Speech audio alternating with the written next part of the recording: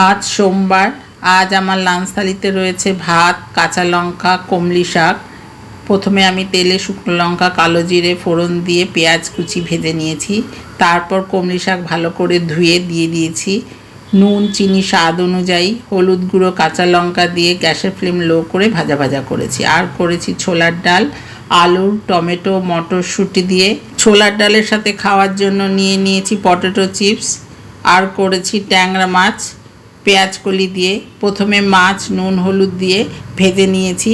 কড়াইয়ে তেলে শুকনো লঙ্কা, কালো জিরে ফোড়ন দিয়ে আলু, বেগুন আর পেঁয়াজ কলি, কাঁচা লঙ্কা, টমেটো দিয়ে দিয়েছি। তারপরে নুন, মিষ্টি স্বাদ অনুযায়ী, হলুদ গুঁড়ো দিয়েছি। তারপর সামান্য জল দিয়ে ঢেকে দিয়েছি। সবজি মজে আসলে মাছগুলো দিয়ে নামিয়ে নিয়েছি। আর শেষ পাতে রয়েছে টক দই ঘরে পাতা। এরমই ছিল আমার সোমবারের লাঞ্চ থালি। তোমাদের যদি এই লাঞ্চ থালিটা ভালো লেগে থাকে তাহলে একটা লাইক করে দিও।